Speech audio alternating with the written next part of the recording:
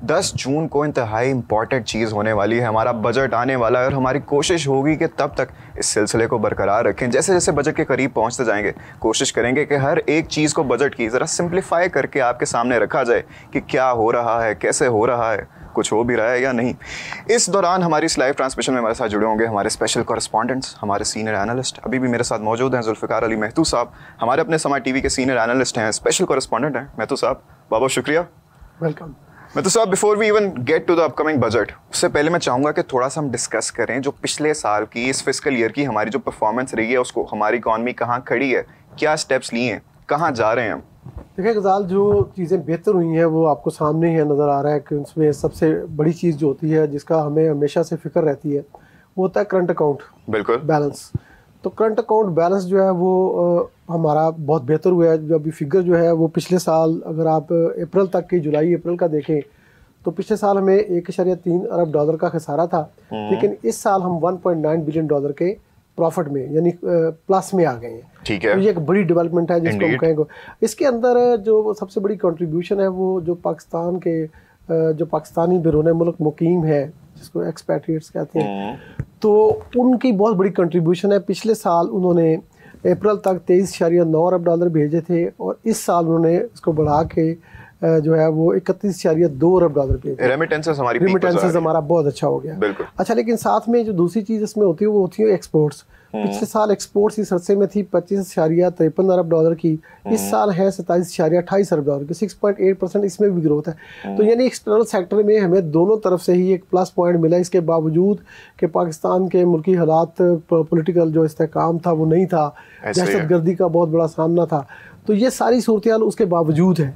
तो मैं समझता हूँ ये बड़ी पॉजिटिव डेवलपमेंट है। दूसरा, अगर आप इन्फ्लेशन को देखें तो इन्फ्लेशन पिछले साल 22% थी इस अरसे में और अब ये कम होकर 11% पे आ गई है। तो बीच में ऐसे महीने भी आए जब 0.7% भी रही।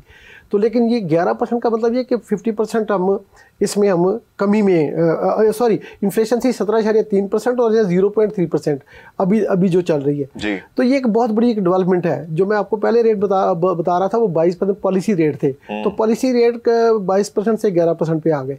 तो ये एक बहुत बड़ी पॉजिटिव डेवलपमेंट्स है इस साल की जो हमें नज़र आ रही है।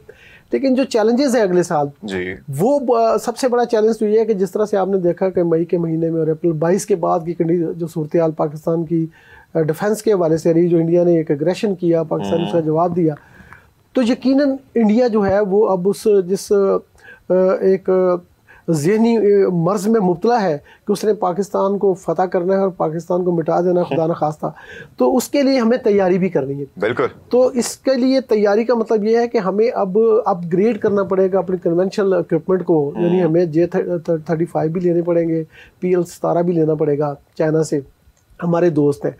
तो ये 1.5 से 2 अरब डॉलर का बंदोबस्त हमें डिफेंस बजट के लिए यानी डेवलपमेंट के लिए करना पड़ेगा। मैं तो सब सुनने में आ रहा था 18% इंक्रीज हो रहा है डिफेंस बजट में। देखिए डेवलपमेंट देखिए इसमें के अंदर जो है ना 18% की तो ये प्रपोजल नज़र आ रही है, लेकिन मेरे ख्याल में ये 12 से 13% इंक्रीज होगा। ठीक है। और 12 से 13% की इंक्रीज का मतलब ये है कि कोई 270 से 300 अरब रुपए का इसमें इजाफा आएगा। तो ये 2414 अरब रुपए का फिगर जो है वो मुझे नज़र आ रहा है कि ये 2400 प्लस का बजट होगा इस बार। ठीक है। अच्छा, मैं तो सब कल मैं फ़ारूक सलीम साहब से बात कर रहा था तो वो भी यही कह रहे थे कि हमारे इधर आवाम बड़ी दफ़ा उनको लगता है कि मिलिट्री डिफेंस बजट जो है ना हमारा वो बहुत ज़्यादा है, लेकिन उसको अगर हम कंपेयर करें दूसरे कंट्री से और पर पर्सनल अगर हम उसको डिवाइड करें तो वो हमारा सबसे कम है, और फिर भी हम इतनी कम रिसोर्सेज के बावजूद इतना कुछ कर दिखाते हैं। अभी रिसेंट ये इंडिया के साथ जो हमारा कॉन्फ्लिक्ट चला उसमें भी हमने देखा, उसके बाद ये जो इंक्रीज आ रहा है ये इट्स क्वाइट जस्टिफाइड। यस बिल्कुल, इसमें कोई मसला नहीं है। देखिए पाकिस्तान किसी, अगर वो हिंदुस्तान ये समझता ना कि पाकिस्तान किसी प्रॉब्लम में है तो ऐसी बात नहीं है। हमने ये जो 1.5-2 बिलियन डॉलर का जो करना है, 100 पाक रूपी में 500-600 अरब समझिए आप जब हमें चाहिए, तो इसका मतलब ये हुआ कि हमारा जो 60-70 अरब डॉलर का इम्पोर्ट है उसको हम 3% कम कर दें तो हमारे ये पैसे पूरे हो जाते हैं। कोई मसला नहीं है। अगर हम बड़ी बड़ी कारों की इंपोर्ट बंद कर दें सिर्फ इंडस्ट्रियल रॉ मटेरियल को मंगवाएं, जो प्रोडक्टिविटी देने वाले सेक्टर्स हैं उनका रॉ मटेरियल लाने दें, और जो खाम खा की याशी है जो पाकिस्तान अफोर्ड नहीं करता इस वक्त, वो कम कर दें। और दूसरा ये कि आपका जो डेवलपमेंट का बजट है ना, 2500 अरब रुपए साल खर्च होंगे तकरीबन, सूबे और वफाक मिल के खर्च करेंगे। अब उसके अंदर आप अंधाधुंध देखें सड़कें बन रही हैं 800-900 अरब रुपए की, तो ये ज़रूरत नहीं है।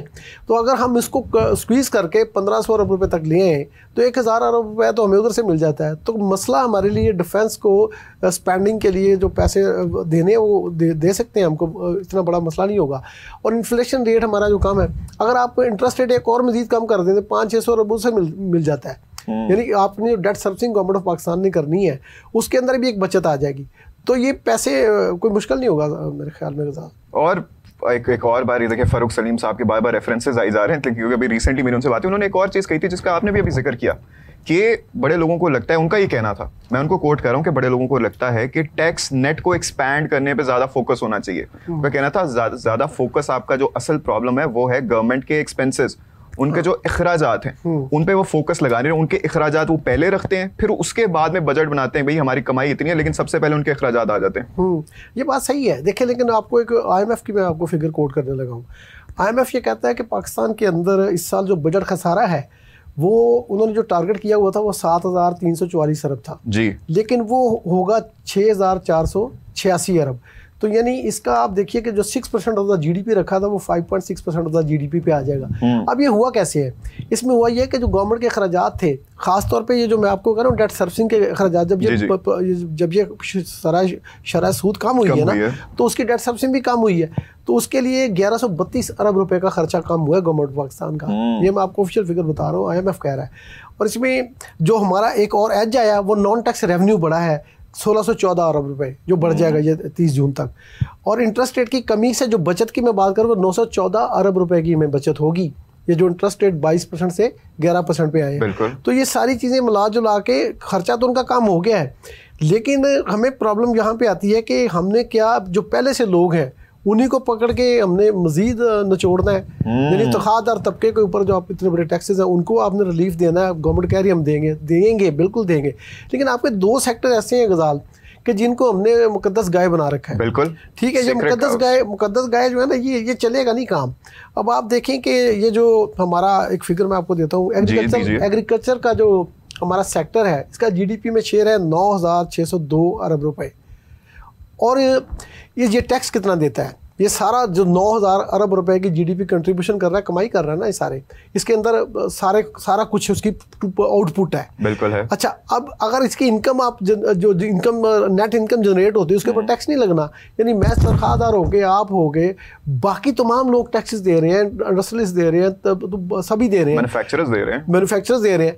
तो ये यानी ये पूरे मुल्क से 9000 अरब रुपए की प्लस की कंट्रीब्यूशन के बावजूद पूरे मुल्क से 5 से 6 अरब रुपए का इनकम टैक्स आता है। इसके अंदर जो पोटेंशियल पार्ट कहता है कि पार्ट, ये स्टडी हुई लेटेस्ट, वो कहता है कि 880 अरब रुपए का पोटेंशियल है इनकम टैक्स का, एग्रीकल्चर इनकम टैक्स है पाकिस्तान में। तो मैं समझता हूँ कि अगले साल इनको नेट में लाना चाहिए।